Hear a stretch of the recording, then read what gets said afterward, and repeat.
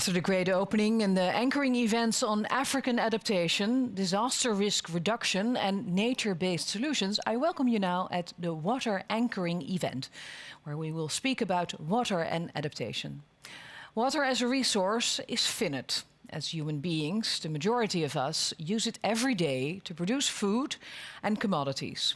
We drink it, we use it for sanitation, but this limited supply of water on our planet is dramatically transformed by climate change. In fact, 90% of all climate change catastrophes are linked to water, from rising sea levels and flooding to droughts, where there is no water at all. In short, climate change creates imbalance, so it's urgent, very urgent, that we manage this precious commodity wisely all over the planet. And therefore, this anchoring event highlights various commitments, initiatives and inspirational activities on water and adaptation, all in support of the Commission's statement of the Water Action Track. And that mission is to accelerate and scale up climate adaptation using water and the water sector as an essential enabler and connector to safeguard a sustainable and resilient future for all, everywhere. And today we will show how we will do this and with whom. And with this, I would like to give the floor to Minister van Nieuwenhuizen, the Commissioner of the Water Action Track and Minister of Infrastructure and Water Management. Welcome. Thank you, Sasha. Distinguished participants, as your host in the Netherlands, I'd like to extend a very warm welcome to this anchoring event of the Water Action Track. In the next 2 hours, we will present speakers from governments worldwide, multilateral organizations, NGOs, and most important, people who have to cope with the effects of climate change on a daily basis. These are all local champions on water and adaptation. As more than 90% of disasters worldwide are water-related, the conclusion is simple. Water has to be the driving force of resilient and adaptive climate policies. We have to improve the way we manage the challenges of having too much water, too little water, and water that is too dirty. Collaboration with the worldwide climate community is critical, especially in the run-up to COP26 in the UK this year, and to the UN Water Conference that the Netherlands and Tajikistan will co-host in 2023. Working together will be essential to reaching the Sustainable Development Goals by 2030. As you know, the Netherlands has been facing water challenges since a long time. And we have experienced that only an integrated approach of water problems is successful. That means better cooperation within the water sector, as well as across sectors and with other partners. And it requires a sharp focus on knowledge development and innovation. Our goals are clear, but how can we deliver on this? First of all, through the Water Adaptation Hub that we are launching today. A digital place where knowledge comes together so it can be brought to the political stage. And also through mainstreaming water in the nationally determined contributions, the national adaptation plans and the Sustainable Development Goals. Water must become an integral part of these climate action systems. Now, what can you expect today from this anchoring event on water? You will see a wake-up call on water. We have an inclusive panel discussion and the presentation of some great work on water and climate by award-winning photographers. And you also don't want to miss the events that will showcase the deliverables. And finally, I can strongly recommend the 100+ side events organized with many of the 57 Water Action Track partners. Investing in water is our best bet for effective climate adaptation action. Thank you for joining us and enjoy the event. Thank you very much. Well, the first video we will show is a real water wake-up call. This film will wake you up about the need to adapt, to show the urgency that we have to do something about water and adaptation. It's a big, daunting task. But when you compare it to the current health crisis, where the whole world comes together and works together, we can do this too. This will also inspire you to take action and offers hope and encouragement for the future through positive action. This is your Water Wake-Up Call.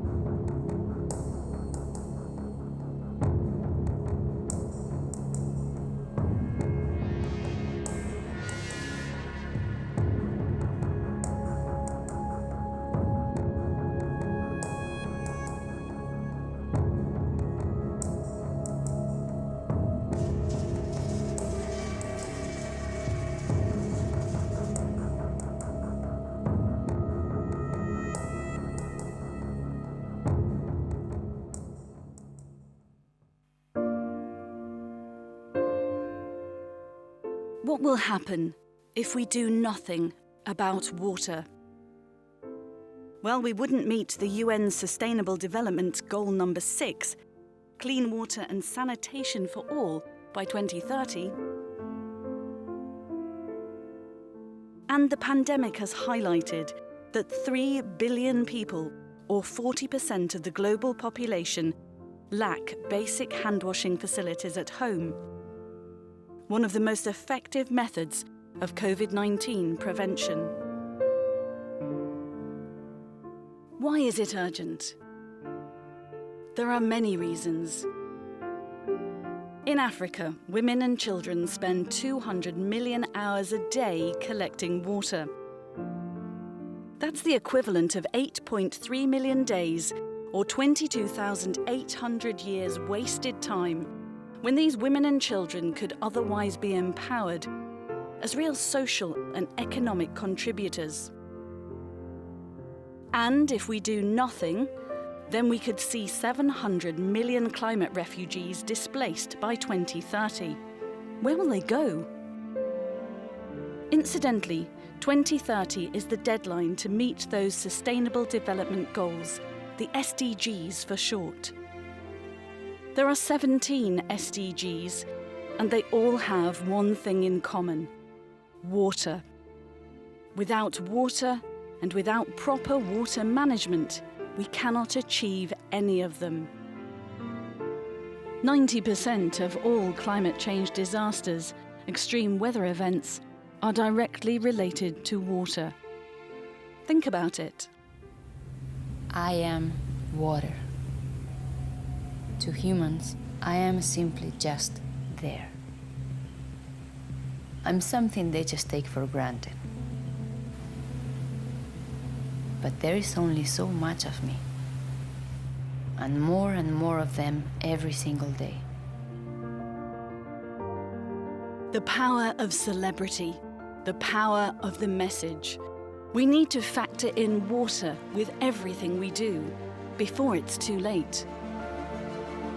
There's even a world map highlighting conflict over water, past, present, and by implication, future. This is serious stuff. But it's not all doom and gloom or too late to do something. The Water Action Track, WAT, is part of the Global Commission on Adaptation. Its partners include leading active water sector organisations, some 30 of them, the Ministry of Infrastructure and Water Management of the Netherlands, the Global Centre on Adaptation, the World Bank, and the World Resources Institute. Powerful core partners with a simple message.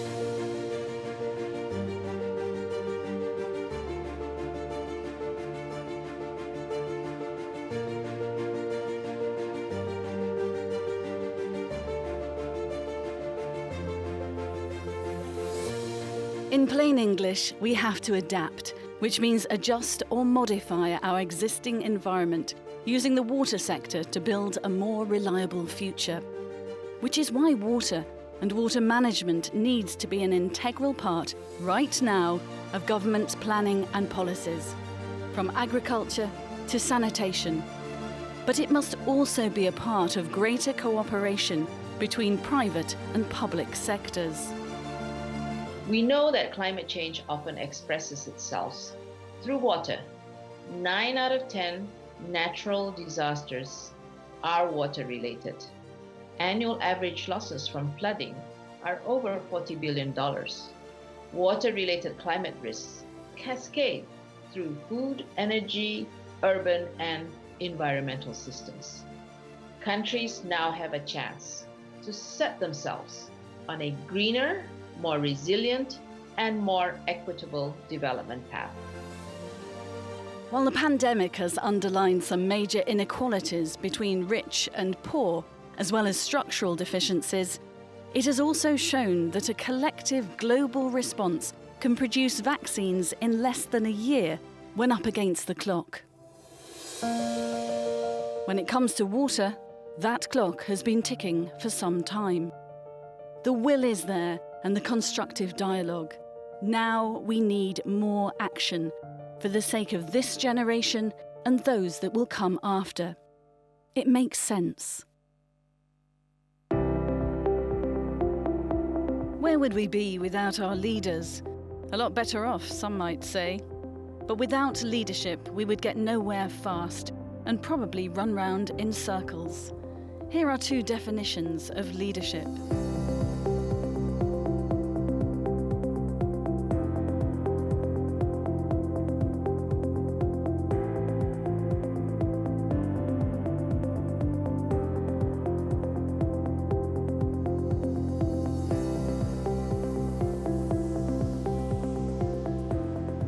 Leadership works on many different levels, from grassroots to global.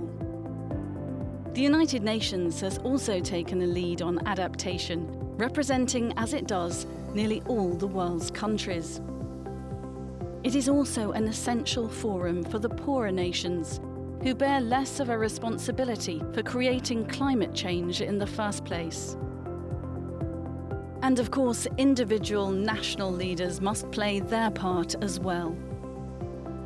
Many young people and others are now looking once again to the United States under President Biden and his special envoy on climate, John Kerry. By rejoining the Paris Agreement, President Biden has fulfilled one of his earliest campaign promises. But it is at grassroots level where local leadership really counts. Ini adalah bangunan hybrid engineering. Bangunan ini terdiri dari bambu betung yang dibungkus oleh karpet, yang ditali atau diikat. Manfaat ini adalah untuk menangkap sedimentasi agar sedimentasi tertangkap di belakangnya dan akan terendap sehingga tumpukan itu menjadi sedimen yang kuat sehingga banyak mangrove yang tumbuh di belakangnya gitu. Leaders institute change and hopefully inspire, though change is never easy. Adaptation is about change. We have no time to waste. We all know the consequences of climate change for humanity, for biodiversity, our environment, our economies. We have to act now. Replicating the mistakes of the past will not make us more resilient and more sustainable. We have to move ahead, look at the future. Don't respond to past disasters, but prepare ourselves, adapt now. Nobody ever said that this would be easy, but we understand this complexity. We know how to deal with it. We know how to embrace it and use it as a leverage for the change we need by working together on that future and act now. As President Obama once said, we're the first generation to really feel the impact of climate change, the last generation to act upon it. We have to come together on this. We have the responsibility and the opportunity. We have the means and the capacity.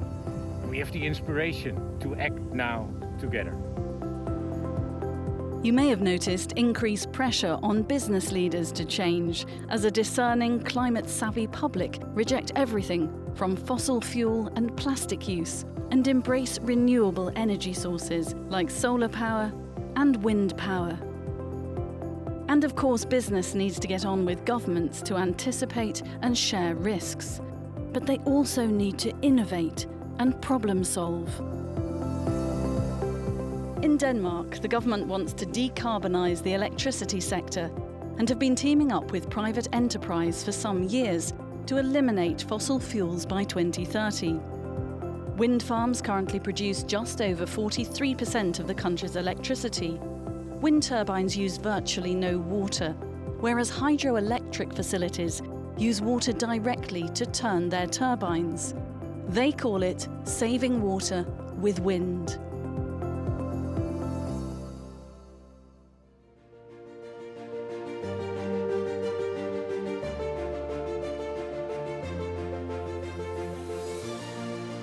The Global Commission on Adaptation estimates that by investing wisely in scaled-up resilience, the benefit-cost ratios can be as much as 10 to 1. So communities benefit on several levels. It's a big ask from leaders to implement adaptation solutions in the face of significant challenges. But that's why they're leaders in the first place.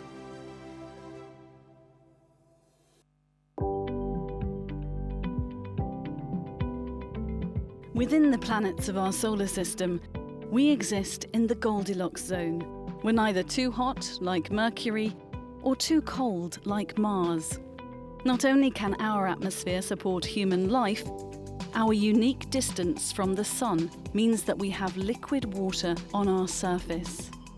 But despite our wonderful position as a little blue dot, over time we have become complacent, lazy, and matter-of-fact about our planet and what is happening to its climate.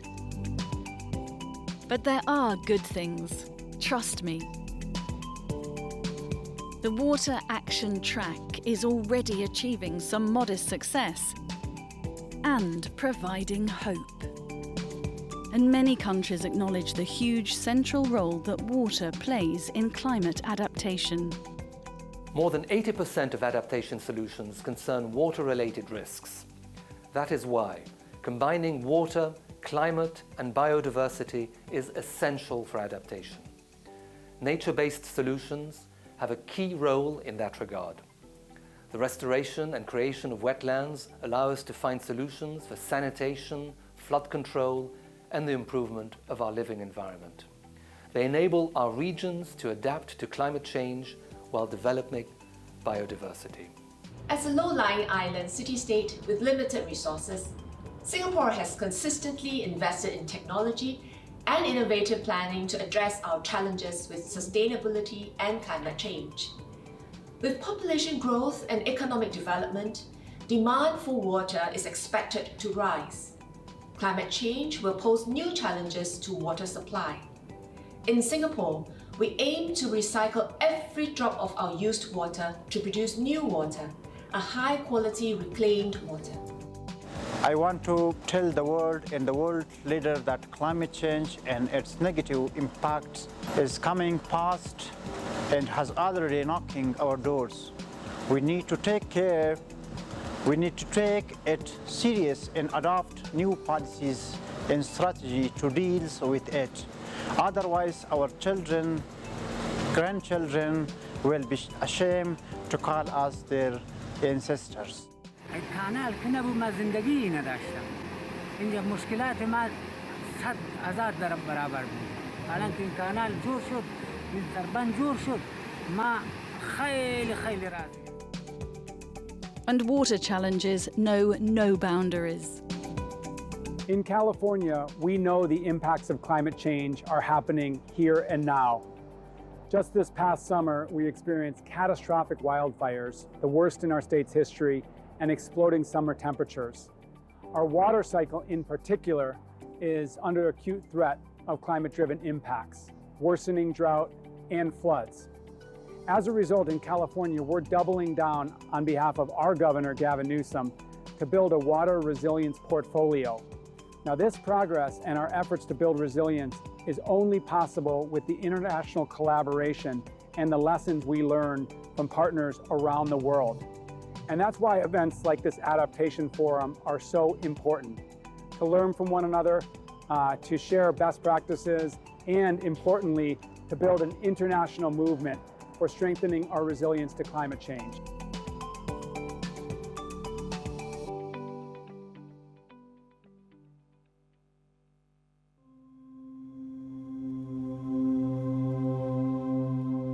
Do you know your IPCC from your COP, from your UNFCCC, UNDP, your WAT, your CAS, and your POCs?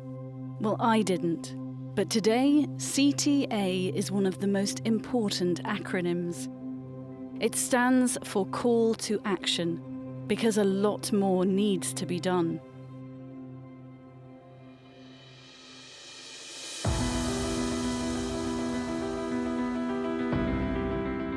So what is going on? Well, the pandemic is still very much with us. There are lockdowns, but people are getting the vaccines. President Biden has reaffirmed his commitment to fighting climate change. Was it only 5 days ago he was sworn in? Remember those scenes when the leaders reached an agreement back in December 2015? L'accord de Paris pour le climat est accepté. The sheer joy and relief at doing something for the planet. Since then, it has been about the doers, putting words into action, keeping up the pressure. I don't want you to listen to me.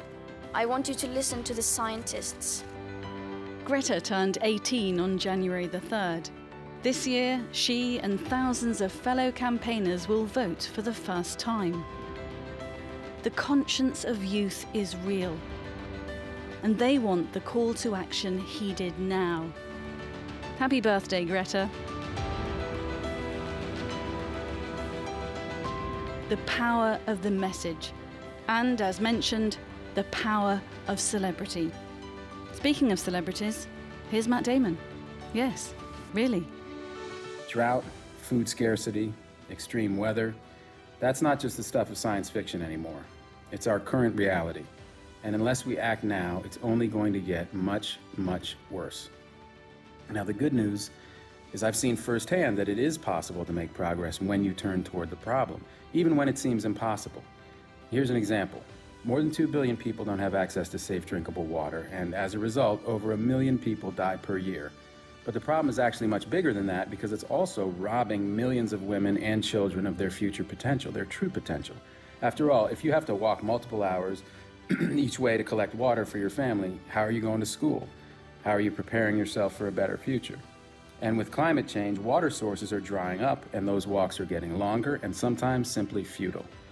Now, I've been on those walks with kids who should have been in school. And through the organizations I co-founded, Water.org and Water Equity, we've empowered more than 30 million people with safe water or sanitation. And that progress could be wiped out if we don't get serious about climate change.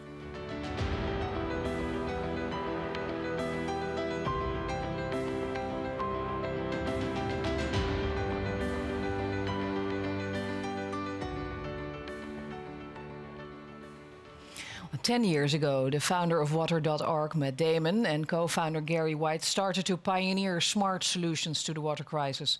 Now, Water.org has empowered more than 31 million people with access to safe water or sanitation. For without water, nothing functions. All sectors depend on it.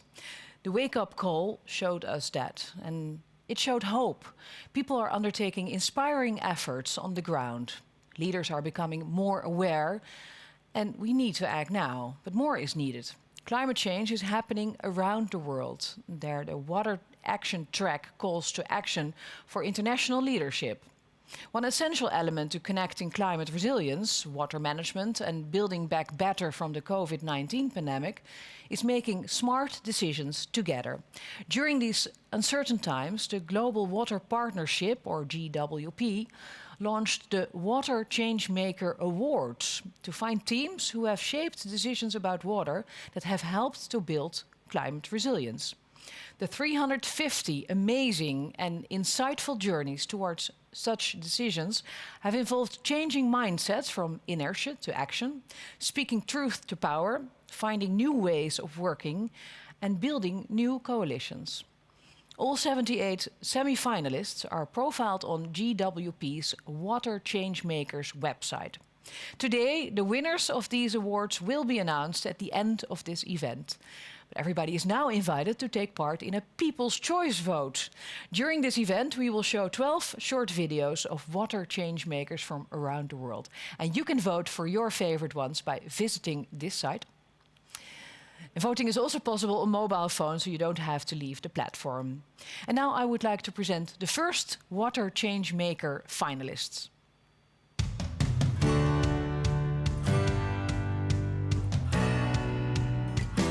আমার নাম মোসাম্মদ সুপিয়া খাতুন, মা সংসদ speaker, ডর পানি জীবন প্রকল্প বাগেরহাট জেলা মোরলগঞ্জ উপজেলায় কাজ করছি। আমি একজন বাংলাদেশী। জলবায়ু পরিবর্তনের কারণে লবণাক্ততা বেড়ে যায়, যার কারণে দরিদ্র হতদরিদ্র পরিবার মূলত তাদের কথা ভাবে না কেউ। আমরা সেই সমস্ত পরিবার নিয়ে পানি স্যানিটেশন ব্যবস্থার কাজ করতে পেরেছি, যেমন 4টি পিএসএফ, 87টি পানির ট্যাঙ্ক এবং স্কুলে টয়লেট সংস্কার। I'm Diki Chudin from Bhutan Water Partnership, representing the team for the project Pilot Low-Cost Climate-Smart Agriculture Technology Addressing Water Scarcity in Rural Bhutan in Rubisa Wangdiphodrang.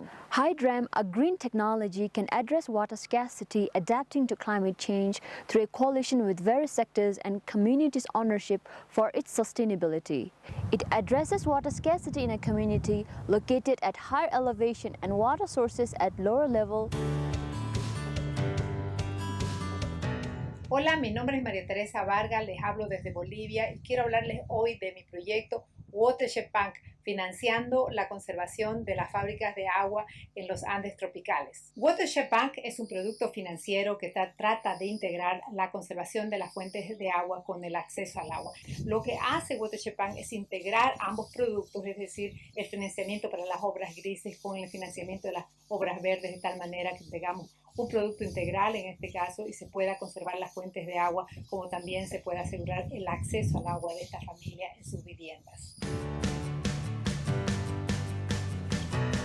Hi everybody, mi nombre es Andrés Calizaya III, soy ingeniero hidráulico de profesión, fundador y director de la ONG boliviana Provener. Todos sabemos que agua es vida, y bajo el eslogan Agua que no has de beber, turbina en ella debes poner, nuestra ONG Provener lleva el progreso de la mano del agua a las poblaciones rurales, aisladas y desfavorecidas, porque creemos firmemente que el nexo agua, hidroenergía y seguridad alimentaria es la solución perfecta.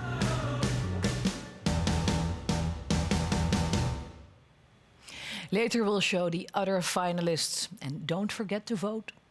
We will now turn to a panel discussion that was earlier recorded. This dialogue is led by Henk Ovink. He's Special Envoy for International Water Affairs for the Kingdom of the Netherlands. It's a conversation with some key players in the world of climate adaptation. Each one in their own way champion of climate adaptation. This high-level panel will explain what they will do on water and adaptation and how the world, to their opinion, can make the next steps. Welcome to the high-level dialogue of the Water Action Track at the Climate Adaptation Summit. Welcome, Minister van Nieuwenhuizen. I'm happy to chair this distinguished panel. It's great to see that we have ministers from the Netherlands, but also from the UK and Bangladesh, Cora van Nieuwenhuizen, Wendy Morton and Kabir bin Anwar. And the private sector, with a young water professional from Danone, Carla Müller-Zandtop. In addition, the Vice President of the World Resources Institute and the World Bank, Wanjira Matai and Jürgen Vögele, and the CEO of the Global Center on Adaptation, Patrick Verkooyen. We know water is fundamental for our existence, life, food, culture. Then again, climate change is hitting us hardest through that same water, with too much, too little, and too dirty water. Our communities flood because of typhoons or excessive rain. Crops fail because of longer droughts, and water pollutes because of heat in intensive uses. So we must put water at the center of climate adaptation. Not only because 90% of the climate challenges are water-related, but also because water is the enabler for inclusive, comprehensive and sustainable climate action.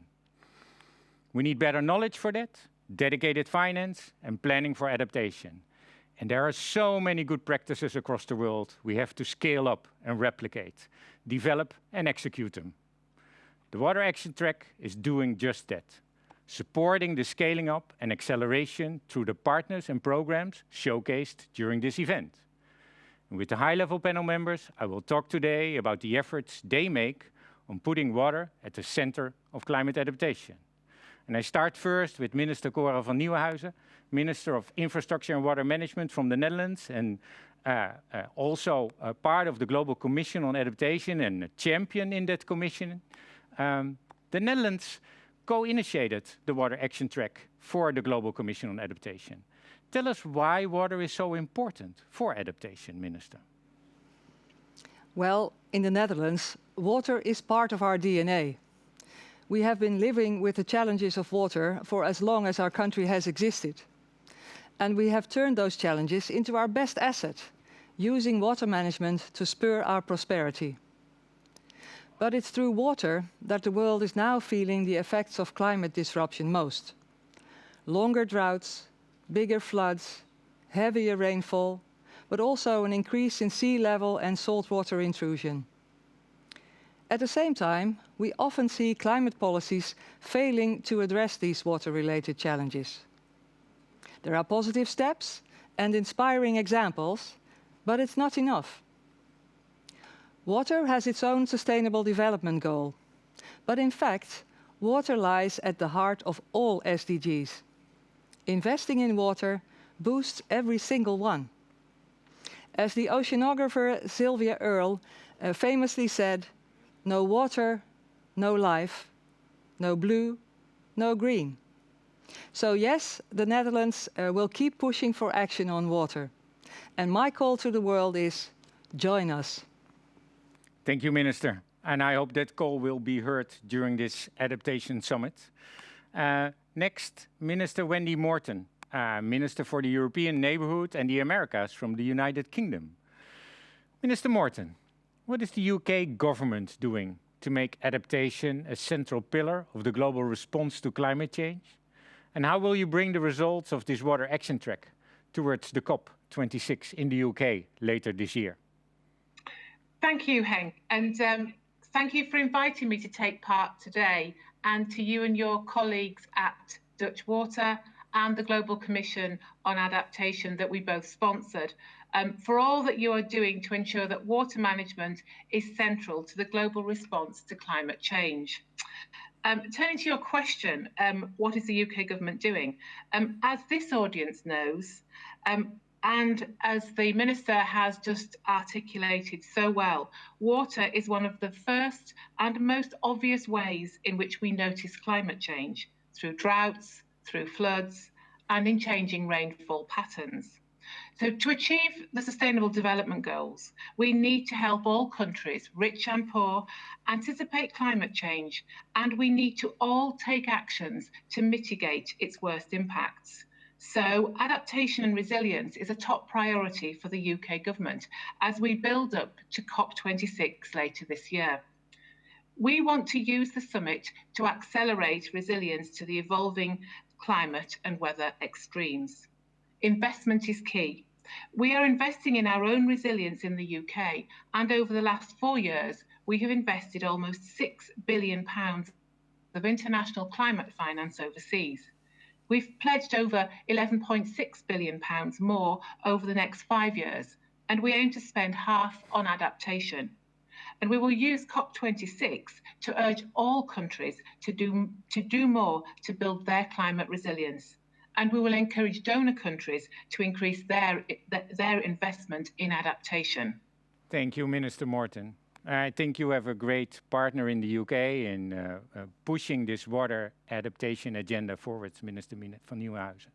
Yes, I'm delighted about this. It's a very good partnership indeed. Oh, very good. Good to hear. Let's get over to Bangladesh. Senior Secretary Kabir bin Anwar, welcome to this panel for the Minister of Water Resources in Bangladesh. Bangladesh is doing an amazing job at adaptation. As a frontrunner, can you tell us what your best practices are?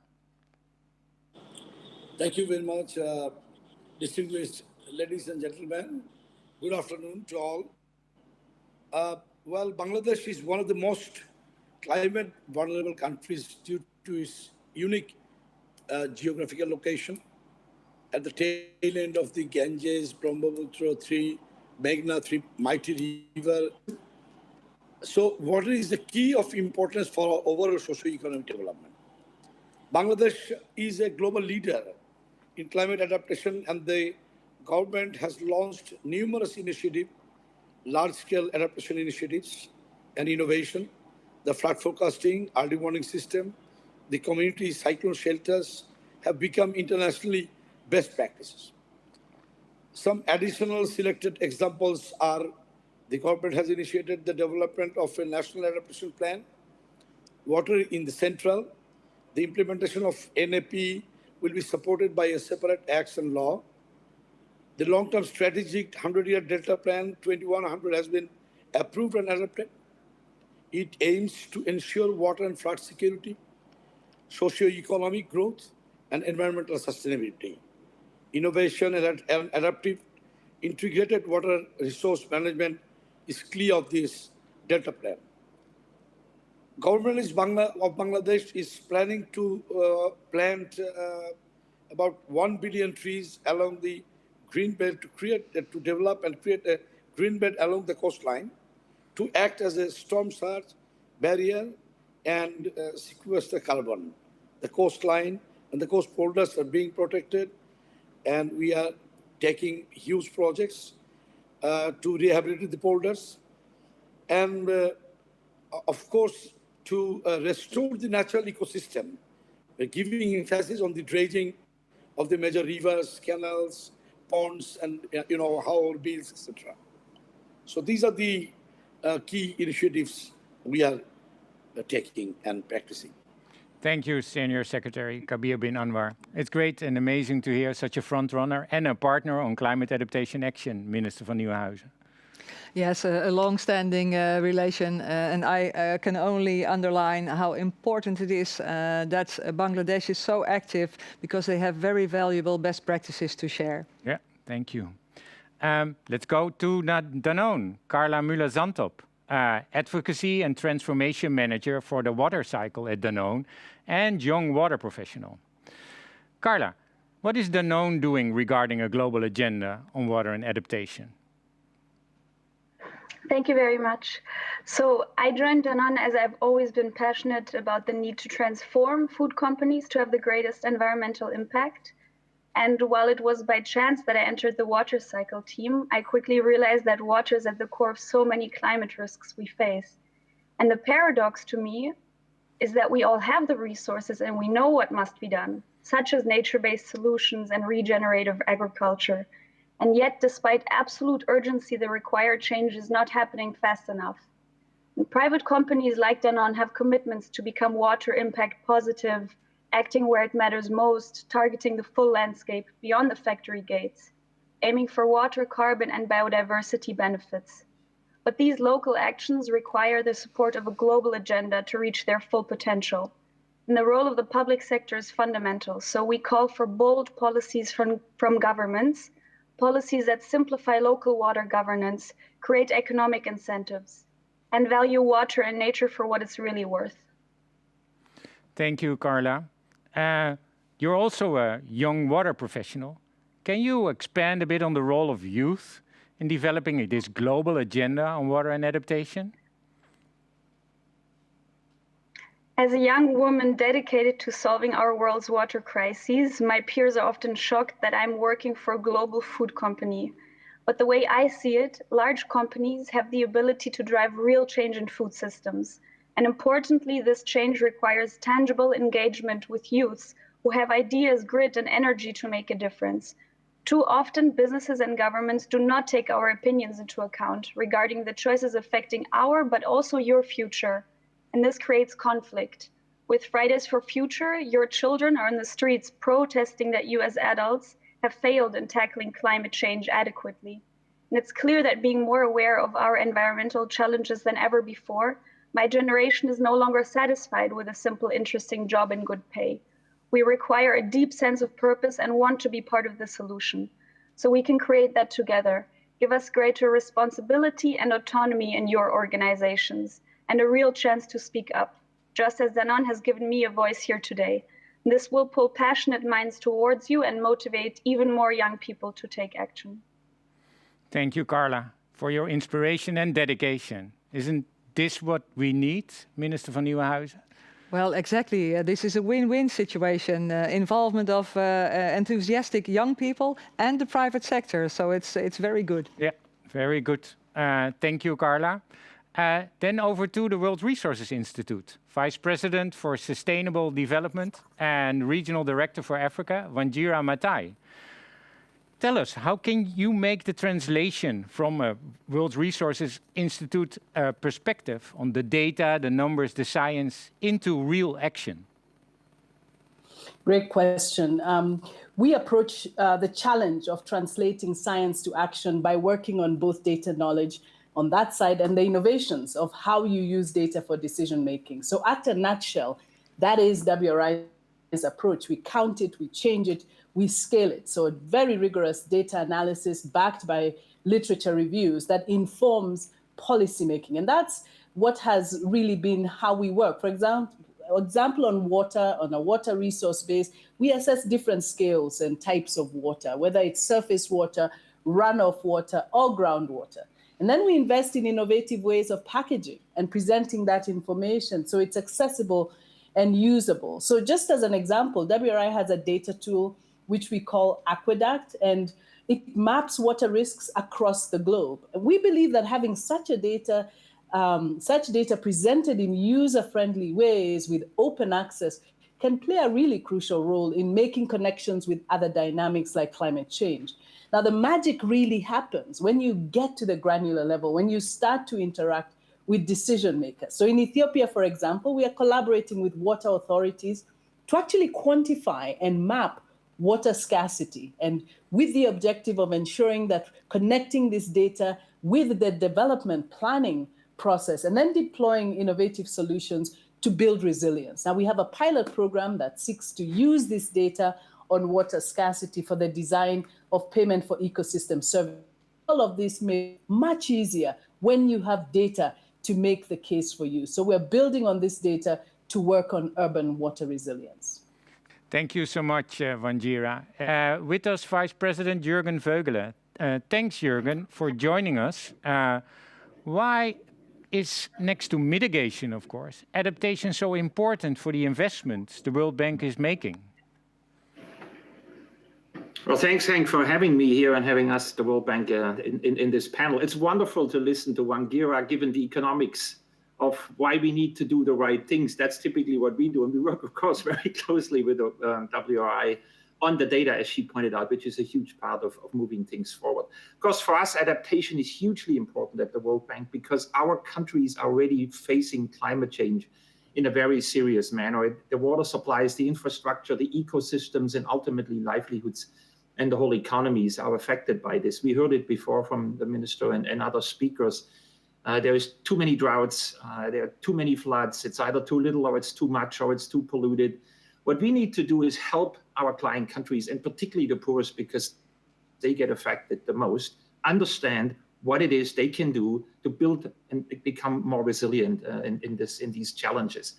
So we think about it in a little more creative way nowadays. It was also very good to hear our young water champion from Danone talk about you got to engage with the local communities, you got to bring the private sector in, and you got to find solutions that combine everything we have. One thing we do is we co-sponsor the Water Resources Group 2030, which is actually co-sponsored by Nestle, by Paul Brück, who is the co-chair together with myself, where we do exactly that. Go at the country level, try to understand what is the challenge the water sector is facing and what can be done to strengthen adaptation, give the private sector, the big and the large and the small companies the opportunity to do things right to help transform the food systems and to protect the ecosystem services that are so critical.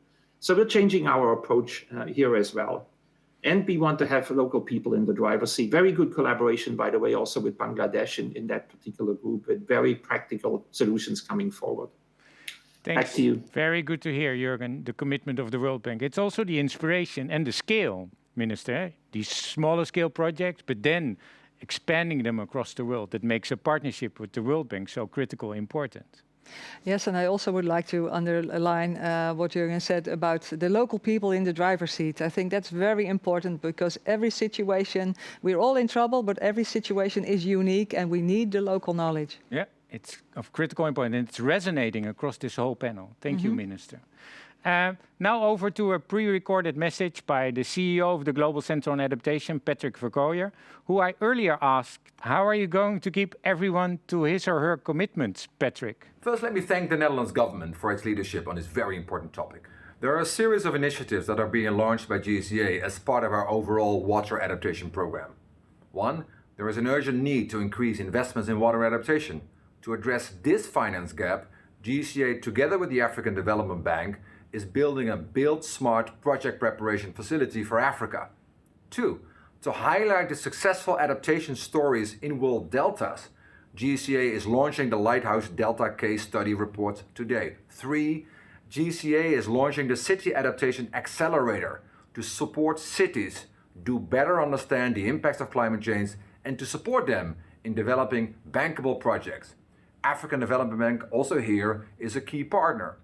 There is a need to connect water and climate dialogues, support learning and sharing, and reduce fragmentation in the water sector. For this purpose, GCA is launching the Water Adaptation Community here today. Please join us. Thank you, Patrick. That's great to hear, encouraging. So there's a sign of hope that so many of our partners are getting on track, putting water at the heart of climate adaptation. Minister van Nieuwenhuizen, what can we expect from the Netherlands moving forward regarding water and adaptation in the future? Well, we started the Global Commission on Adaptation and this action track to set the world on a path towards impactful climate action. And of course, we will continue this journey together. The launch of the Water Adaptation Hub this week supports us all in moving ahead, speeding and scaling up. We will also continue to push for water to be at the top of everyone's agenda as the enabler of climate action. And that's why we will be working with the UK towards COP26 and helping to strengthen water's position in the NDCs. Also, the Netherlands will be co-hosting the UN Water Conference in 2023 together with Tajikistan. And of course, we'll continue to practice what we preach. By scaling up water programs, projects on governance and knowledge, and with nature-based solutions, we'll continue to help delta countries around the world to prepare for a challenging future. Prevention pays. It benefits people, our environment, and our economy. We will continue to forge partnerships, creating a better future. Thank you, Minister. Putting it together, we have to work together. We have to put our collective strengths up front, across sectors, across silos, working together across the world. The Water Action Track stands ready to lead and facilitate this. We started the Water Adaptation Hub, and we bring the world together. We must step up, put water at the heart of climate action and adaptation through our policies and our NDCs. And later on in this show, we will show much more on all these best practices. I can only support what you say, Henk. We need to come together on water. We need to put our money where our mouth is. And that's even more important now during this pandemic. Nothing and no one can live without water. It's our duty to take better care of it. But countries can't do this alone. We need the world to join together. Now. With this call to action, we've come to an end of this inspiring panel discussion. Thanks to all participants. Thanks to Minister van Nieuwenhuizen, Minister Morten, State Secretary Mr. Kabir bin Anwar, Mrs. Carla Müller-Zantop from Danone, Vice President Matai from the WRI, and Vice President Vögele from the World Bank, and the CEO of the Global Center on Adaptation, Mr. Verkooyen. It's time to act, scale up, and inspire the world. It's encouraging to see that countries, international organizations and companies together strive for more and better performance in climate adaptation. If you're interested in hearing more of our panel members, please watch the full version of the discussion at the special Climate Adaptation Summit YouTube channel, CAS TV, in a playlist called Water Action Track. And we now turn to our second round of Water Change Maker clips. Do not forget to vote.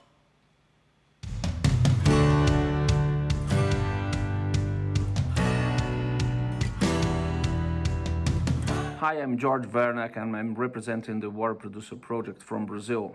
The Water Producer Project is very interesting because it connects 17 institutions that used to work alone in a water conflict basin, but now with the project we create a very interesting governance framework to implement best management practices and recovery of the vegetation. My name is Vladimir Arana and our project is Indigenous Communities Leading Water Resilience in the Andes in Peru. Did you know that there are thousands of rural communities in the developing world without safe drinking water and sanitation that are watching how climate change is depleting the little water sources that they have in their territory? We work with 3 rural indigenous communities in the Andes of Peru, helping them to strengthen their capacities to make autonomous decisions by mainstreaming water supply, sanitation, water resources, and land management into governance. Soy Oscar Rojas Bustamante, secretario técnico del Fondo de Páramos Tungurahua y Lucha contra la Pobreza de la República del Ecuador en América del Sur. Nuestro proyecto es el Fondo de Páramos Tungurahua y Lucha contra la Pobreza, impulsado desde la visión indígena y campesina de Tungurahua. Somos una alianza pública, privada y comunitaria a través de la cual quienes usan el agua en la ciudad contribuyen con una parte de sus beneficios con quienes en el campo cuidan de sus fuentes para que existan las mismas oportunidades de desarrollo entre lo urbano y lo rural. أن نرى إنسان يشرب مياه عكرة من الأنهار مباشرة وخاصة بعد التغيرات المناخية الأخيرة. أنا كمال غديف وأعمل أستاذا جامعيا مؤمن بقدرة العمليات الطبيعية للأرض على تقديم وتوفير مياه شرب صحية ونقية وتتوافق مع التغيرات المناخية وتوفر في استخدام الطاقة. لقد قدمت مبادرتنا مياه شرب صحية وفكر أخضر لمعالجة قضايا المياه في مصر. أدعوكم للتواصل. أنا كمال غديف، المياه الصحية.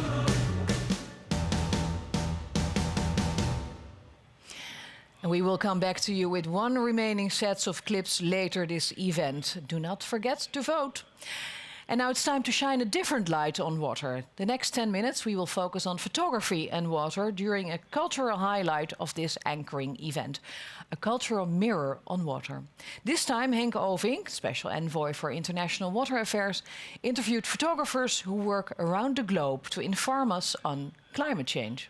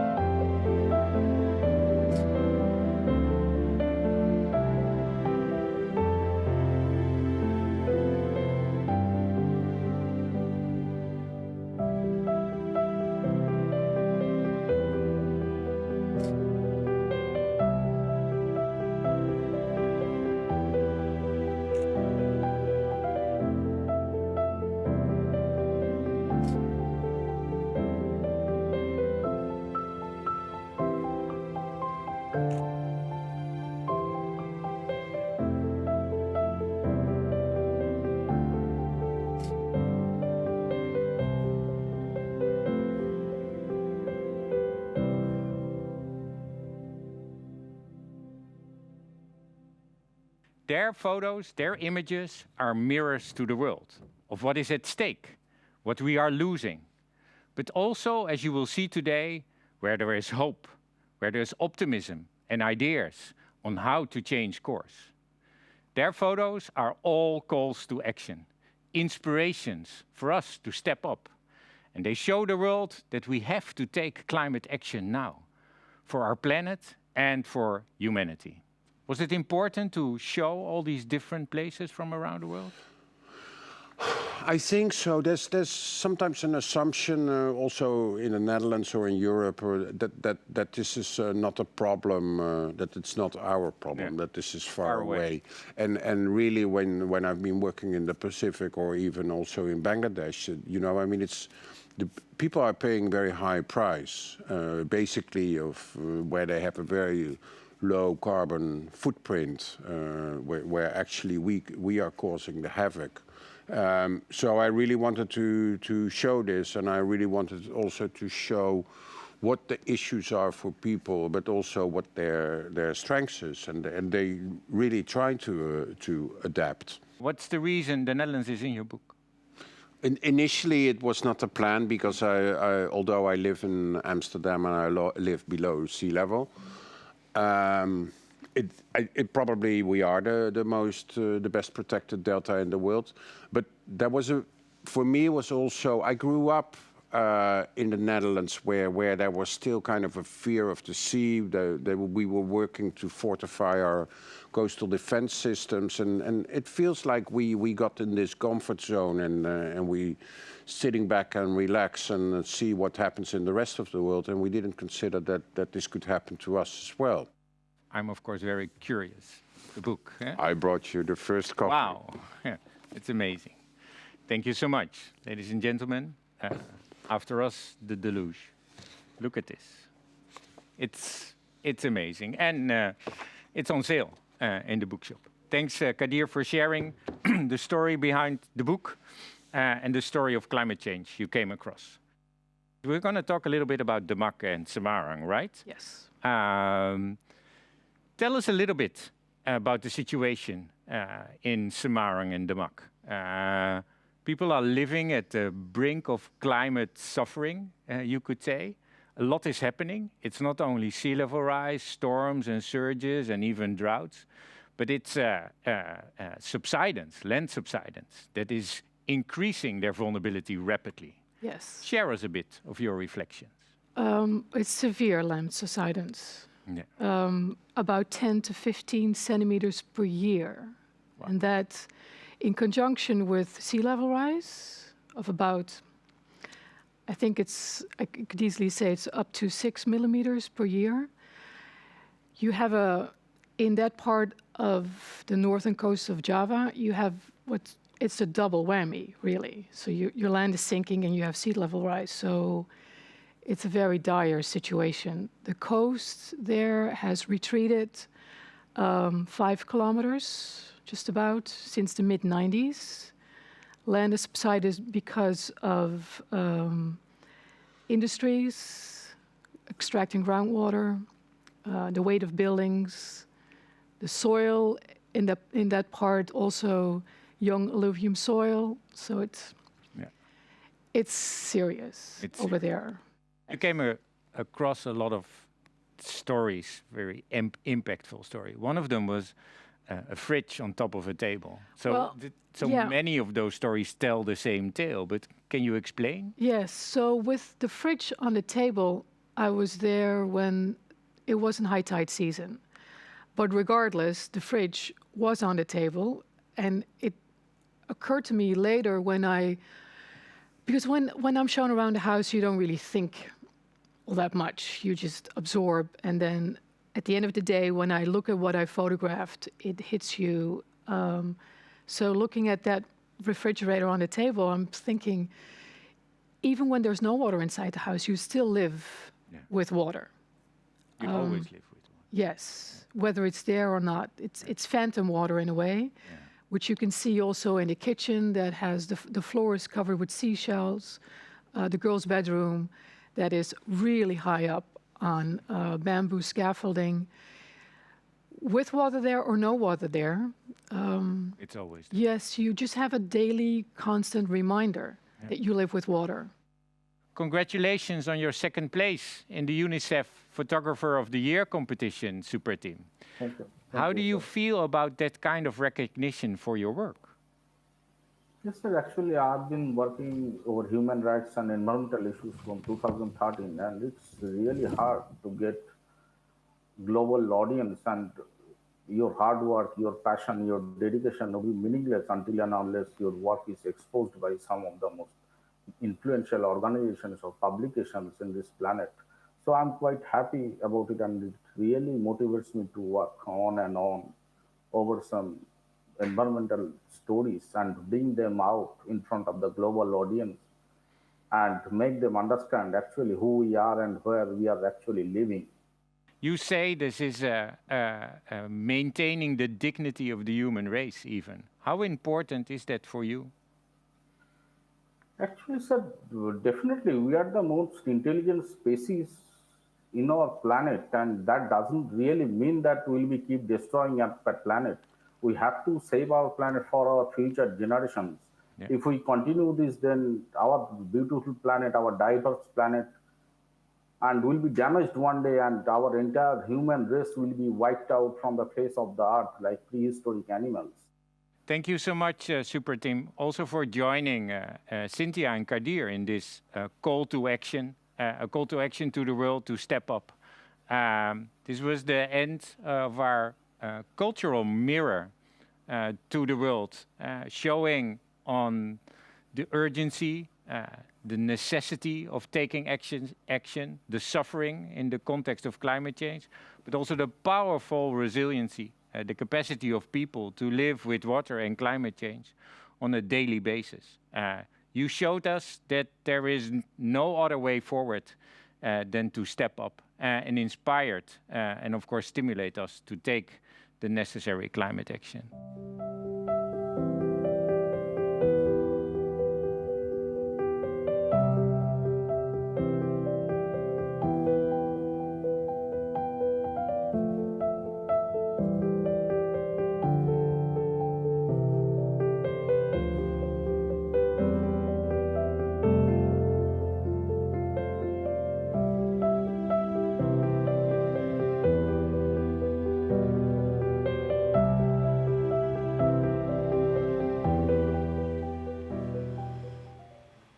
Hope that you were as impressed as we were by the pictures and the stories of these three documentary photographers.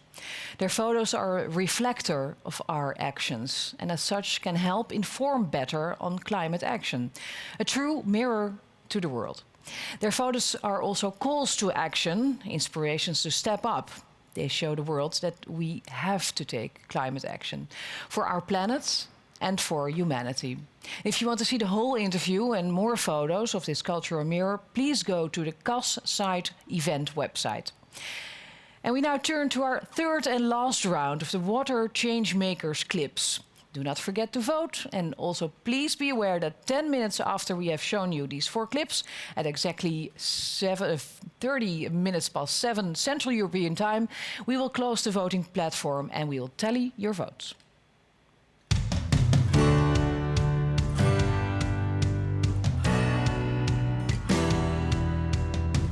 Mi nombre es Azucena Serrano, trabajo con el equipo de Water for People aquí en Honduras y nosotros apoyamos a iniciativas como la COMIC que se promueve a través de sistemas holísticos de agua, saneamiento e higiene para asegurar la protección de las fuentes y así poder asegurar la calidad y cantidad de agua en sus comunidades y por ende en todo el municipio. My name is Elvin Castillo. I'm a hydrologist with Climate Limited. Our project is the Washlist platform, and we're based in Nairobi, Kenya. I can't tell where the level of water is. Tulia, calm down. That's the traditional way of doing things. Now, we have this solution that can track the water level in that tank. And I can tell we have 5,000 liters there. So you don't have to pump any more water. Rosana Landa Pereira, Watersheds and Cities, Mexico. Watersheds and Cities is a call to action to ensure a future in which Mexico towns and cities have enough water in the face of climate change and increasing population. We are changing the perception of water problem in Mexican cities and have already managed to improve public policies, create financial models to restore and protect forests, and engage local groups in defending their water sources to fulfill their right to water and healthy environment. Hi, my name is Pamela Valle of Masumiji Reserve in the Philippines. As a member of the Masumiji Reserve team, I am proud of the work that our team was able to accomplish in just a span of 20 short years. With just over 100 people working for conservation, we were able to restore around 400 hectares of denuded lands, bringing back the habitat for over 400 documented species of flora and fauna, restoring the area's natural carbon sink, and protecting the waterways that provide clean water for the surrounding community.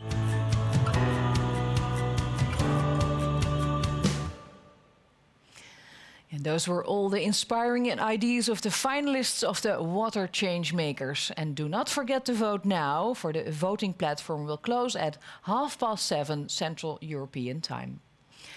The next session will launch a unique initiative of the Water Action Track, the Water Adaptation Community Hub.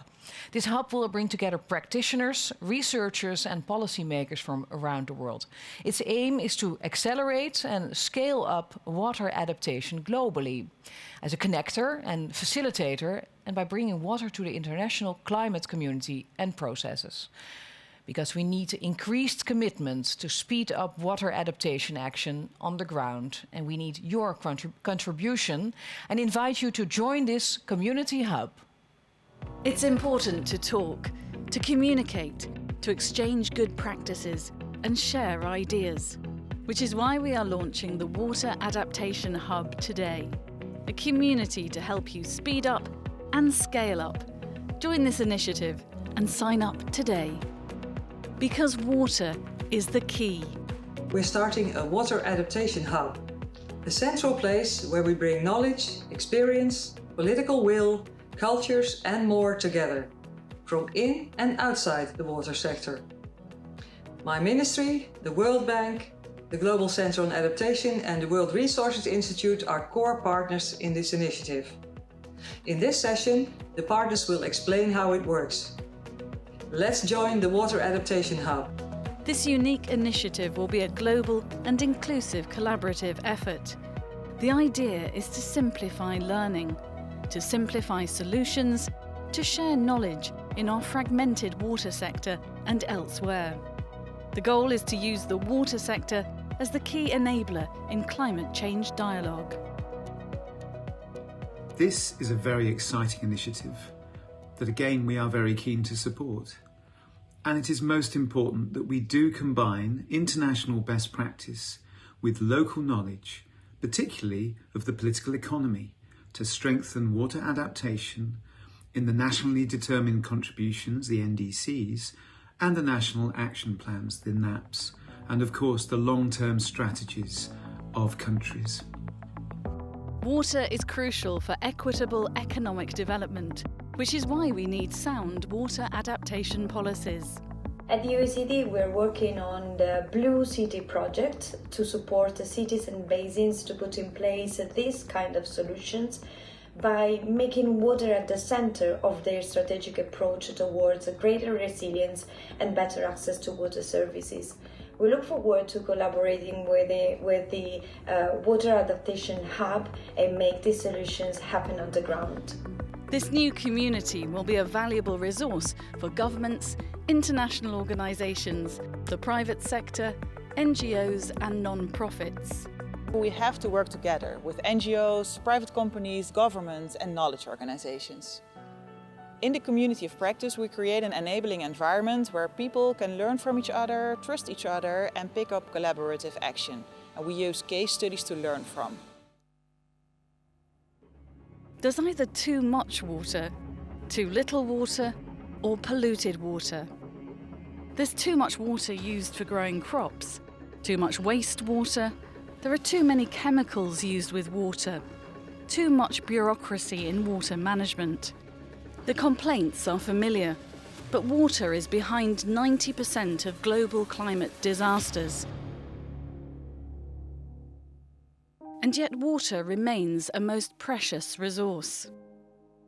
California faces some of the world's most significant challenges in adapting our water system to our changing climate. In the early 20th century, California built a water system that stores and moves water from the northern Sierra Nevada mountains and its snowpack hundreds of miles south to farms, the cities of San Francisco, Los Angeles, and San Diego, and all the way to the Mexican border.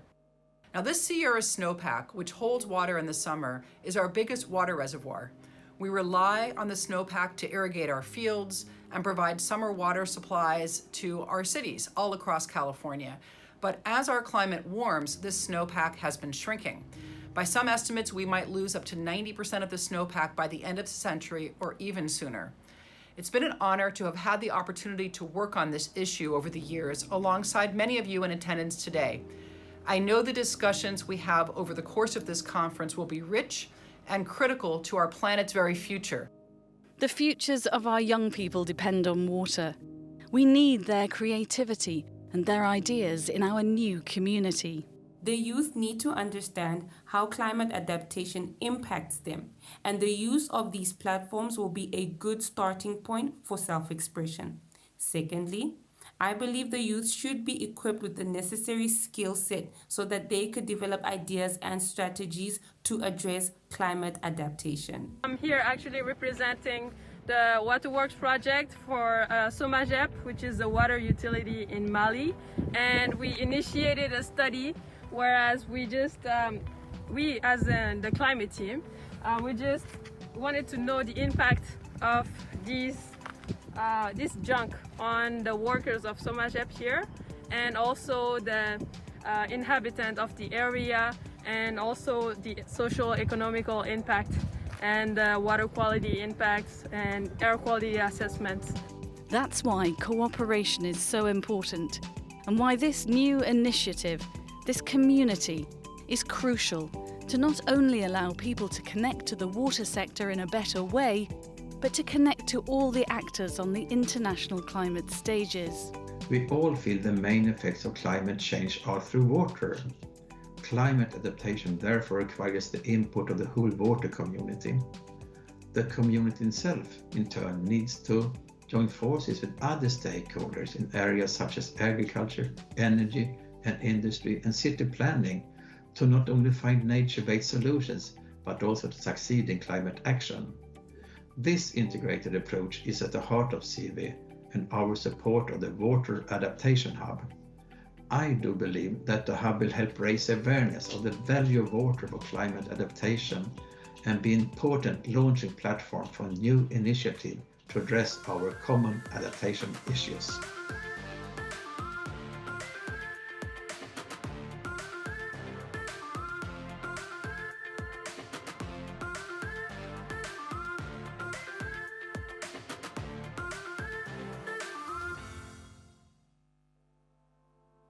Our community is the brainchild of two key partners of the Water Action Track: the Netherlands Ministry of Infrastructure and Water Management and the Global Centre on Adaptation. Its reach is global. Water is a very serious issue. It's a very scarce resource. It's high priority in our regional agenda.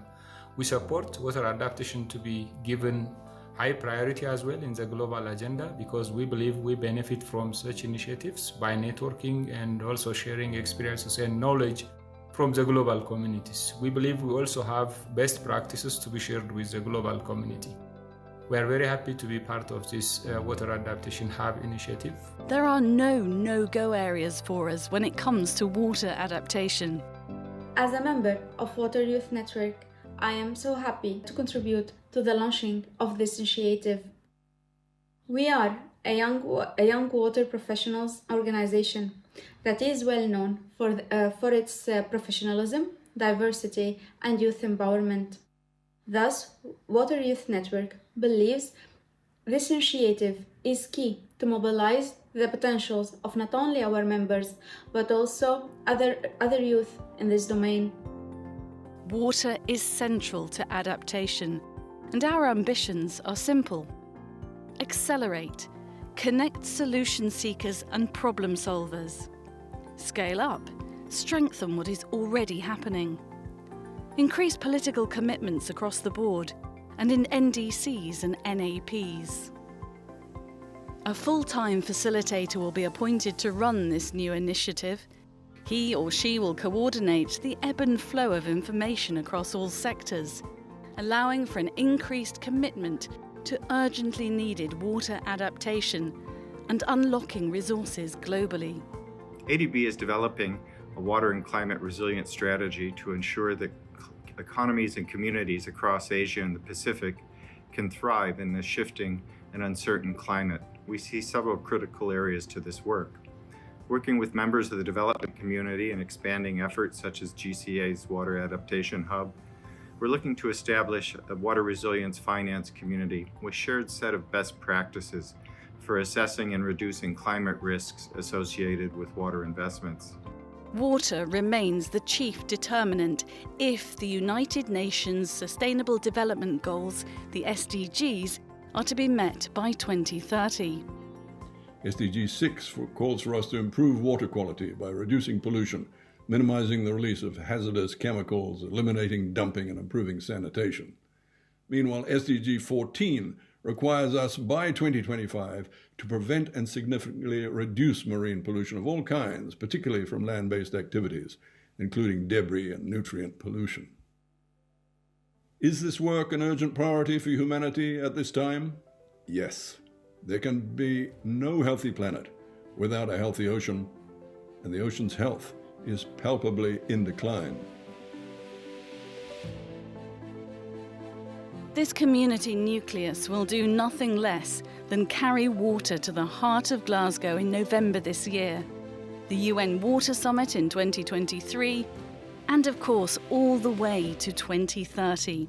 Climate change is changing our water through floods, droughts, rising sea levels. All this in a world where too many people still do not enjoy their human rights to safe drinking water and sanitation. These problems are intertwined. They cannot be solved separately. This is why the Sanitation and Water for All partnership, including through our ministerial meetings and extensive network, is committed to do our part in bridging climate action with ensuring universal access to water, sanitation and hygiene. We are counting on you to join us.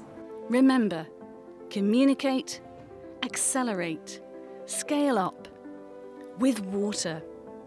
Join the community now.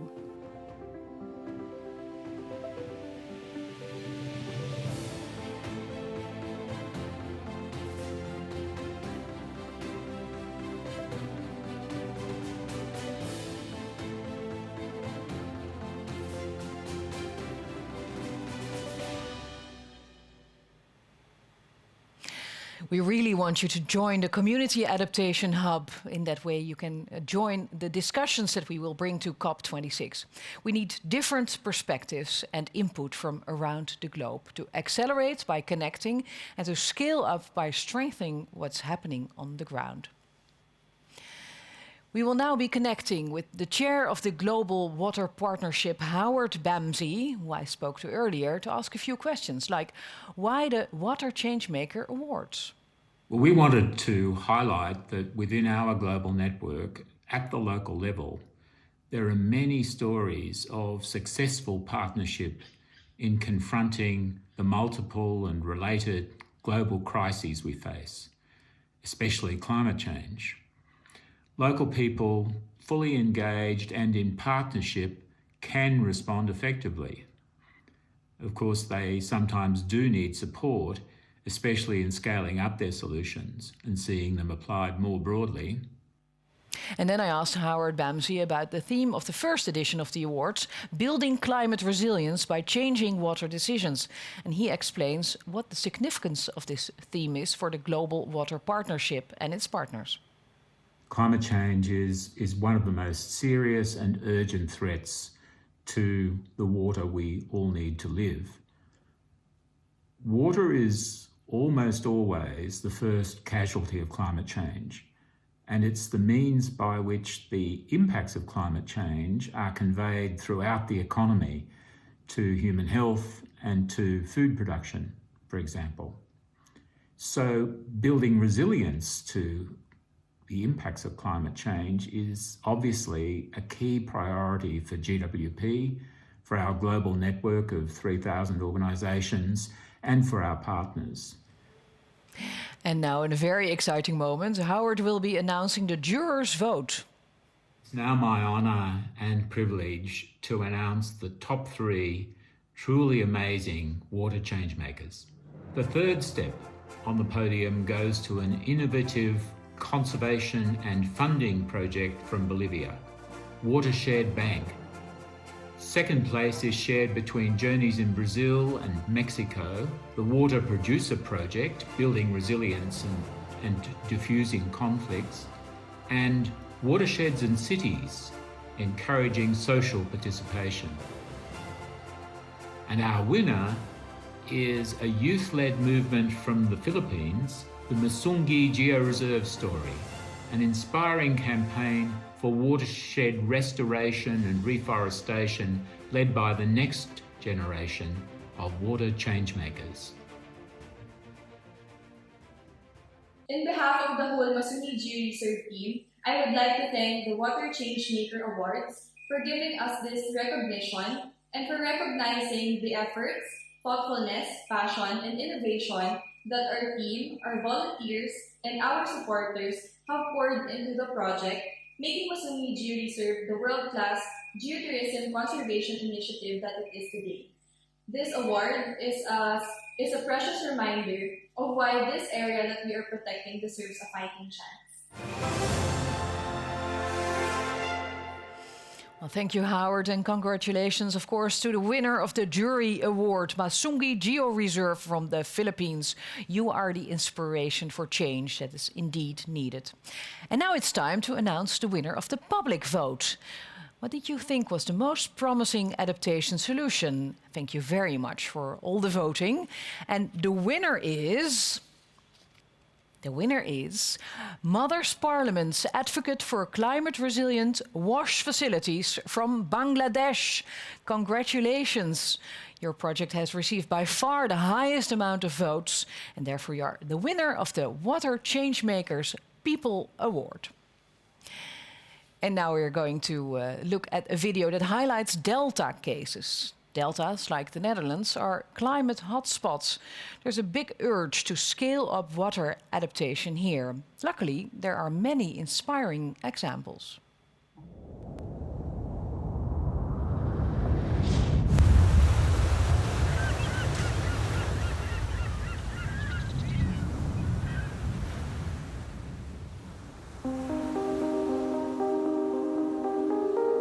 River deltas, the world's unique landform where people and water come together.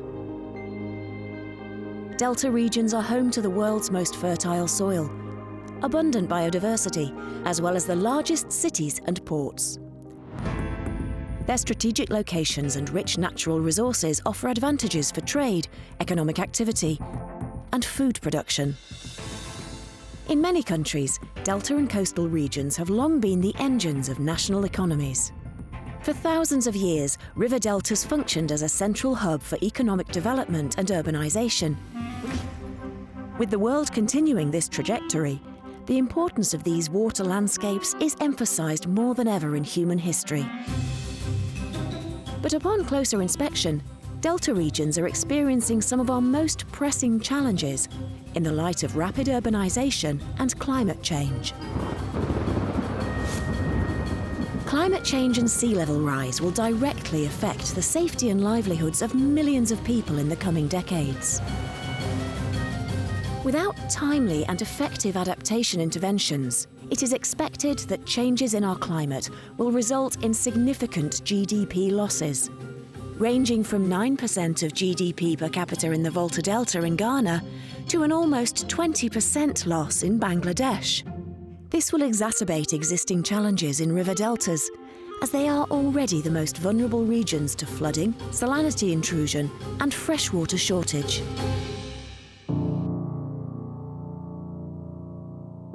Urbanized deltas are and will be the world's climate impact hotspots. where high concentrations of people and wealth meet the most severe impacts of our changing climate. In response to these challenges, delta regions worldwide are shaping up and testing fundamentally new strategies to achieve a resilient future. The grand quest is to seek long-term resilience through physical safety, enhancement of ecological values, and sustainable economic growth. Countries such as Bangladesh and the Netherlands have responded strongly through long-term and holistic adaptation plans. What can we learn from work on the ground from these and other river deltas across the world?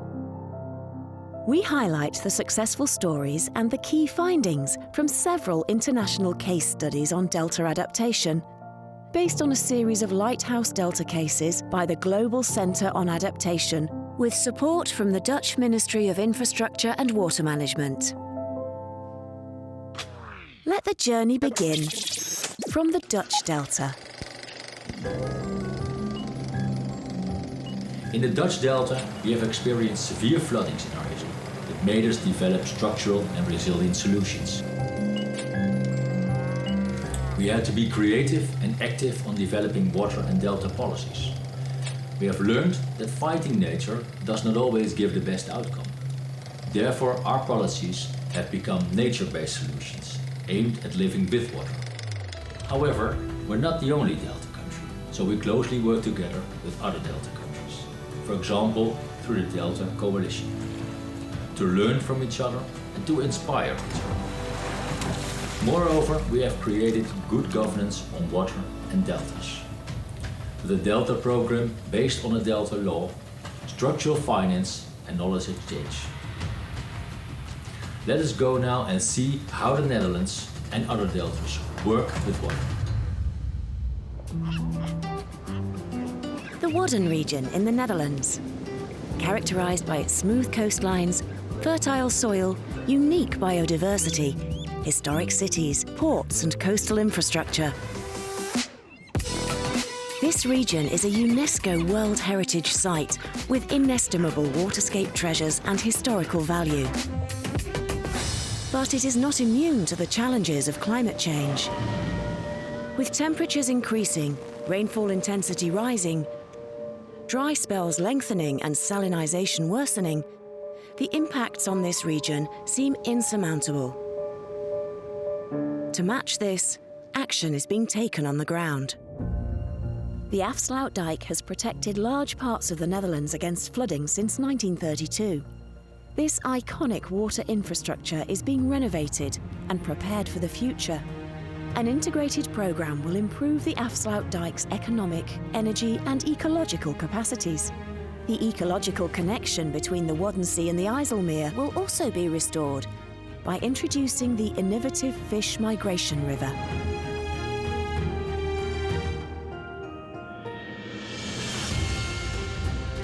We hebben het over ons voorbereiden op het veranderende klimaat. En juist die uitdaging om in die hele nieuwe manier van kijken op dijkversterking, op waterveiligheid, is het helemaal van deze tijd om daarin ook de natuurlijke processen onder water daar in dat ontwerp mee te nemen. Building with nature. Voor zo'n dijk als de Afsluitdijk, een iconische dijk, die 90 jaar geleden al iconisch was. Nou, wat mij betreft dus nu met zo'n vismigratierivier ook voor de komende 90 jaar weer iconisch. Not only in the Netherlands, building with nature is becoming a global, highly promising norm for climate adaptation in river deltas. In the Demak district of North Java, Indonesia, the coastline is severely eroding. Mangroves that once protected the shore have been cut down and replaced by aquaculture ponds. Simultaneously, land subsidence is increasing due to groundwater extraction for domestic and industrial uses. This combination of factors has left the coastline and communities exposed to the daily tides and extreme weather events, occurring more frequently due to climate change. Local communities, scientists, governments and NGOs in North Java have designed temporary permeable wooden structures, trapping sediment and allowing mangroves to naturally recover. These structures are placed alongside sustainable aquaculture, boosting the local economy and increasing resilience. Building with nature can help protect the coastlines and communities around the world. To achieve this, a supportive policy framework for building with nature is needed, along with capacity building in the public and private sector. To maximise impact, constitutional changes are needed to provide alternative water supplies so groundwater can be protected and land subsidence prevented. We have seen inspiring stories of how to restore the natural resilience of river deltas and the adaptability of communities living alongside them. Now, we dive deeper into the key findings of the Global Centre on Adaptation. While each delta takes a different strategy and implements locally tailored measures, a number of common success factors are inherent across multiple cases. From the finance and policy domain, it is important that delta adaptation is supported through long-term commitment, appropriate policy frameworks, and long-term predictable budgets. Of special importance is to create legal and political frameworks that are conducive to long-term integrated adaptation planning in delta regions. Concerning adaptation technicalities, engineering should be combined with nature-based thinking and localised solutions. This means that adaptive thinking should extend well beyond pure design and in no way be viewed as a sole technical undertaking. Such a combination in delta planning and management allows deltas to continue to thrive under external pressures. Last but not least, active participation of the delta citizens and communities are essential for sustainable uptake and scaling up of novel initiatives. In this sense, participation should be combined with improvement of local livelihoods and with meaningful exchanges. All in all, we need an approach which ensures that increasing resilience also supports human and economic development. In this context, meaningful participation of local stakeholders combined with long-term commitment, predictable budgets, and appropriate policies are key to achieve delta resilience under climate change and urbanisation. Looking forward, we visit the future of global climate adaptation.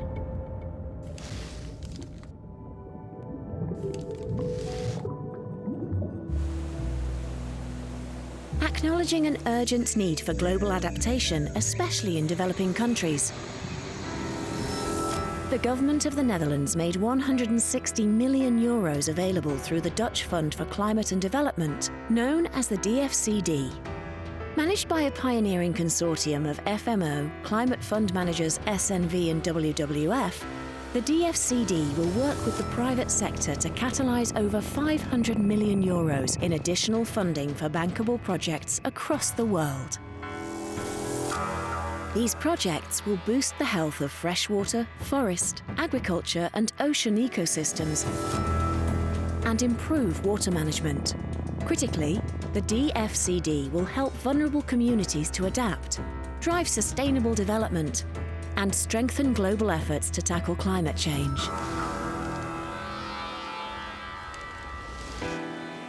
On the ground in the Irrawaddy Delta of Myanmar, adaptation is already underway. The key climatic risks impacting the Irrawaddy Delta include an increase in temperature, flooding, sea level rise, and saltwater intrusion. One way of adapting to these climate risks is better water management that supports integrated rice fish systems in the delta, where fields could include salt-tolerant rice varieties combined with brackish water, fish or crustaceans. We have developed a set of geospatial suitability maps and decision support tools. And this combined with cross-sectoral policy dialogues with the agriculture, fisheries and irrigation sector will help us in tailoring targeting, and ultimately in the scaling out of investments in integrated rice fish systems in the context of climate change. Climate change is real and it's hitting the city hard. We are at that tipping point now where water has now become a cross-cutting issue across the city. People here tend to think that water is their enemy, but water as leverage really changed the perspective of seeing water and treat water. সাধারণত আমরা high level officer কিংবা অন্যান্য কর্মকর্তাদের থেকে যে ইয়েটা পাই সেটাই আমরা অ্যাপ্লাই করি, বাট বটম আপ অ্যাপ্রোচ একদম রুট লেভেল থেকে যারা ইউজার, যারা এই পানি ব্যবহারকারী এবং তাদের কাছ থেকেই প্রোগ্রামটা শোনা এবং ভবিষ্যৎ পরিকল্পনা গ্রহণ করা। Water as leverage also made sure that water was looked upon as an opportunity, looked upon as something that can be used at various scales in terms of intervention. And it has the potential of being scaled up so that many more cities could become water secure.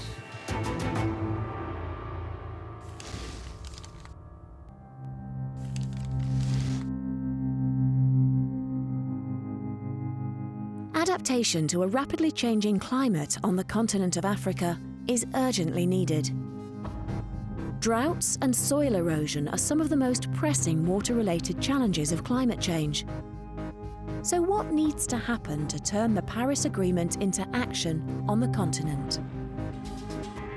Nationally determined commitments, more commonly referred to as NDCs, are at the heart of the global effort on climate action. Water is a key component of the NDCs, with 2/3 of the actions being related to water. Given the importance of water, there is an urgent need to increase investments in water adaptation. If we are to ensure a sustainable future for all, more investment is needed across the continent of Africa.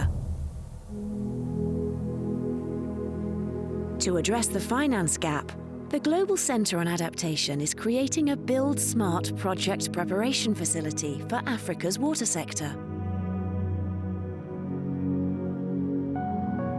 The object of this GCA initiative is to close the current planning investment gaps for multiple projects. A large regional dedicated facility will scale up and accelerate water climate change adaptation to boost human and economic development in a water-insecure world.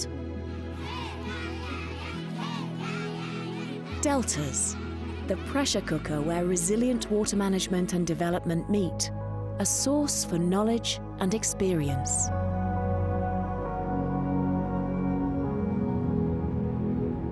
Let's act now.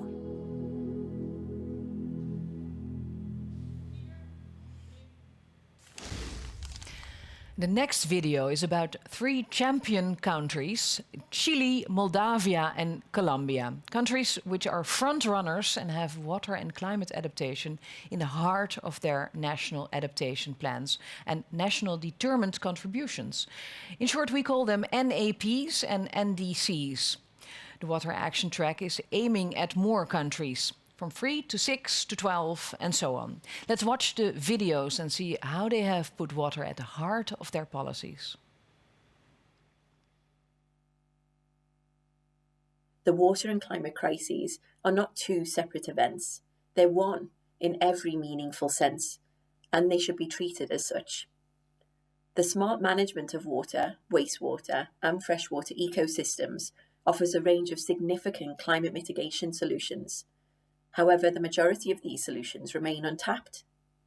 At the same time, climate change manifests itself primarily through changes in the water cycle.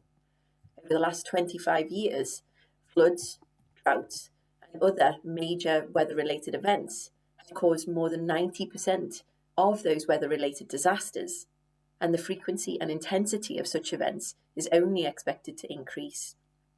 And yet, the OECD found that just 16% of all climate finance flows towards climate adaptation.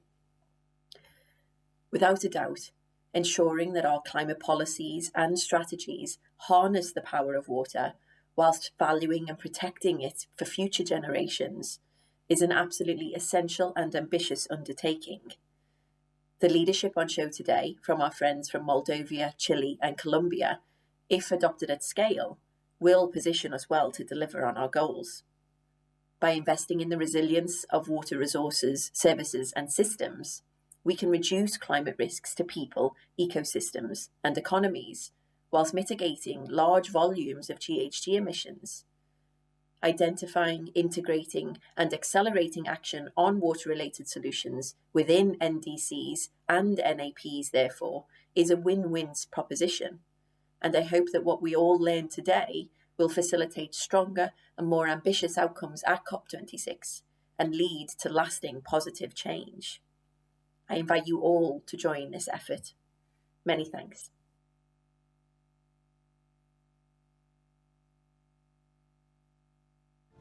La protección de los deltas es un eje estratégico de trabajo del Ministerio de Ambiente de Colombia.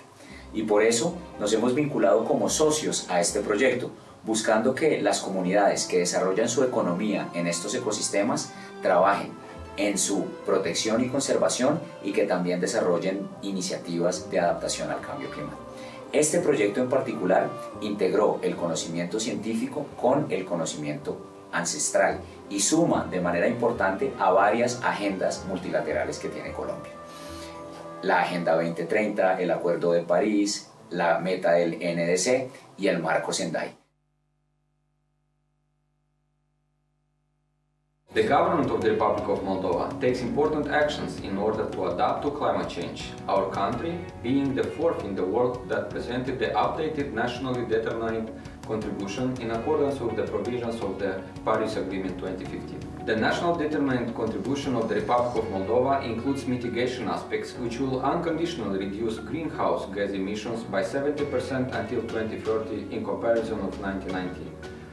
Climate change is happening now. We must act, and water is part of the solution. Climate change is real, it's serious, and it's up to us to solve it.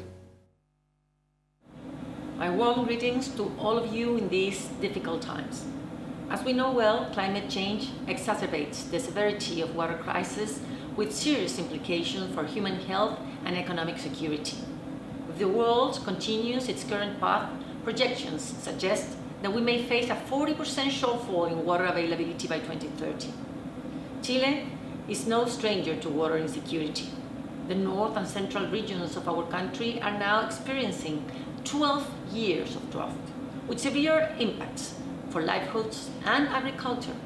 For this reason, we have prioritized water management in our policy agenda, from our draft climate change framework law currently being debated at the Congress to the development of our long-term climate strategy. Our enhanced NDC submitted last year announced a series of measures to enhance both the quality and quantity of water access, directly connecting our climate actions initiatives with the 2030 Sustainable Development Goals. These include the commitment to develop target management plans for all the Chile's 101 major hydrological basins, as well as national indicator for hydrological watersheds to track water shortage and risks. Water is also a central theme in our recovery from the impact of COVID-19. Our $4.5 billion recovery plan, launched by our president last August, includes multiple projects across the country to increase our resilience to water scarcity while creating quality jobs. Specifically, these projects focus on urban and rural waterways to ensure water supply for the communities. Last year, our country established the National Water Board with the aim of proposing a plan to face the water crisis that the country is going through and to establish a long-term water policy. Last December, we also launched the climate risk map at the community level that we built with the scientific committee, a complete map where all the climate risk and vulnerability of territories are shown. This map and platform is one of the main tools for building our adaptation plans at the territory level with water management and nature-based solutions. Friends and colleagues, water is the foundation of all life in our planet and underpins sustainable development and food security. It must be a priority across the climate agenda. I urge all countries to consider this when updating their adaptation, communications, and national adaptation plans this year. Thank you. I'm John Matthews with the Alliance for Global Water Adaptation, or AGWA. We're part of a 2021 initiative known as the Adaptation Academy, which aims to build national capacity for impactful climate action and ambitious, nationally determined contributions, or NDCs. NDCs describe national plans for meeting the adaptation targets of the Paris Agreement, yet they are also its weakest link. If they fail, the Paris Agreement also fails. We are creating the first of its kind training program and community practice for NDC enhancement and implementation. Through the Adaptation Academy, we'll provide in-depth training directly to the decision makers involved in implementation. Our partners include the UNFCCC Secretariat, my organization AGWA, the Asian Institute of Technology, the IHE Delft Institute for Water Education, Oregon State University, and the Korean Adaptation Center for Climate Change, with additional support from GIZ. The Adaptation Academy will focus on a water-centric view of adaptation and resilience, helping countries to better develop, implement, and track climate actions. Thanks for your time. Hello, I am Tim Wainwright, Chief Executive at WaterAid. I want to applaud the ambition of the Climate Adaptation Summit and welcome all the work that has gone to put adaptation and resilience at the top of the global agenda, with water rightfully recognised as a key pillar. Tragically, climate impacts will be felt first and most severely by the poorest communities, who will not have the capacity to prepare for the unpredictable and severe changes to their weather systems. Indeed, we are already feeling the effects through water systems across the world. 2 billion people already don't have a source of water they can rely on. They are already struggling to cope. Now climate change, with more severe and increasingly frequent impacts on water systems, is only deepening their existing crises. As you will have heard from other speakers today, it is essential for the threats to water to be addressed by governments as part of their national action on climate change. This includes making water central to key climate documents, such as nationally determined contributions or national adaptation plans. Countries should plan not just about cutting carbon, which of course we all must do, but for living with the impacts of climate change that are sadly already with us. If impacted communities are to be resilient, it is vital that they have access to basic services that are fit for the future. That must include drinking water, decent toilets, and hand-washing facilities. But it also means that we need to recognise the range of the threats we face. That means ensuring sufficient water resources to support these services, as well as for food and livelihoods. It means that we need to work with natural systems to enhance and protect vital ecosystems, and of course, we need to do so in a low-carbon way. I welcome the message of the Global Commission that if we can translate national ambition into action across the world, we will not only reduce the impacts of climate, but deliver social and economic benefits and prosperity that will transform the prospects for the world's poorest communities and realise the ambition for a greener, fairer future. So thank you to the hosts of the summit and to all the participants, and I look forward to working with all of you across this pivotal year. Thank you. And now we have come to the closing of the water event of the Climate Adaptation Summit. Thank you for joining us. But this closing is not the end on the efforts on water and climate adaptation. The minister earlier spoke to Nigel Topping and Gilbert Ungbo, and they really wanted to work further on today's outcomes of the Water Action Track, reaching the Sustainable Development Goals of the UN in 2030, with as a first milestone COP26 in Glasgow in November this year. And now I would like to have your attention for the closing statements of Minister van Nieuwenhuizen, Nigel Topping and Gilbert Ungbo. And thanks again for joining.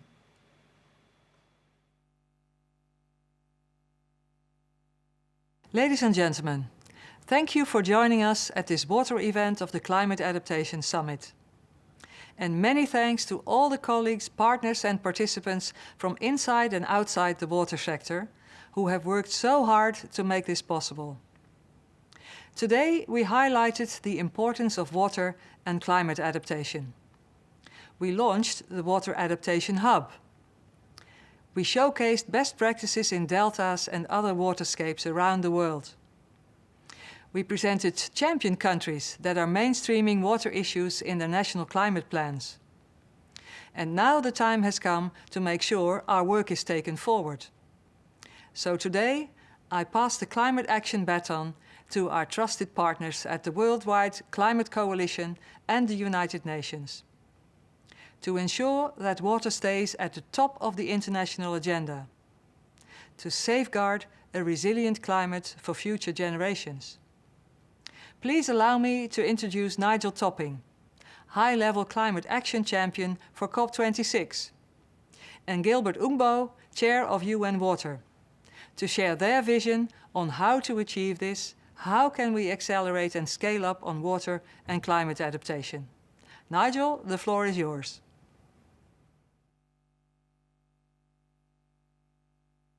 Delivering an inclusive, sustainable and responsible economy is one of the defining challenges of the 21st century. As the UNFCCC's High-Level Climate Action Champion, it's my responsibility to work with scientists, businesses, cities, investors and regions to drive action on climate change and to get the world committed to a net zero resilient future by 2050 at the latest. Water plays an absolutely pivotal role in achieving these ambitions. Indeed, the water and climate crises are not two separate events. They are one in every meaningful sense and should be treated as such. Climate change manifests itself primarily through changes in the water cycle. Over the last 25 years, floods, droughts and other weather-related events have caused more than 90% of major weather-related disasters. And the frequency and intensity of such events are increasing already and are expected to increase even more. And yet, the OECD found that just 16% of all climate finance flows towards adaptation. Without a doubt, ensuring that our climate policies and strategies harness the power of water whilst protecting it for generations to come is an absolutely essential and ambitious undertaking. The leadership on show today, if adopted at scale, will position us well to deliver it. By investing in the resilience of our water resources, services and systems, we can reduce climate risks to people, ecosystems and economies whilst mitigating large volumes of GHG emissions. Identifying, integrating and accelerating action on water-related solutions in NDCs and NAPs, therefore, is a win-win proposition, and I hope that what we've learned today will facilitate stronger, more ambitious outcomes at COP26 and lead to lasting positive change. I invite you all to join this effort. We have the tools we need. The time has never been better. It's time to get to work. Thank you. By adapting to the water effects of climate change, we will protect health and save lives. And by using water more efficiently, we will reduce greenhouse gases. The connection between water and climate change is so strong that we must put water at the heart of climate action plans. Our progress will be under the spotlight at the UN Conference on Water in March 2023. This is the first UN meeting on water and sanitation in almost 50 years. Right now, we are off track to attain the Sustainable Development Goal 6. This calls on us to ensure the availability and sustainable management of water and sanitation for all. Failure to achieve SDG 6 may result in failure to achieve many, if not all, of the other Sustainable Development Goals. We call on political leaders and all sectors to do whatever it takes to accelerate progress on SDG 6.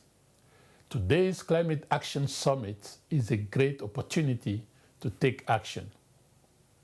Solving the water crisis and adapting to the effect of climate change on water is the responsibility of all of us. Thank you for your commitment.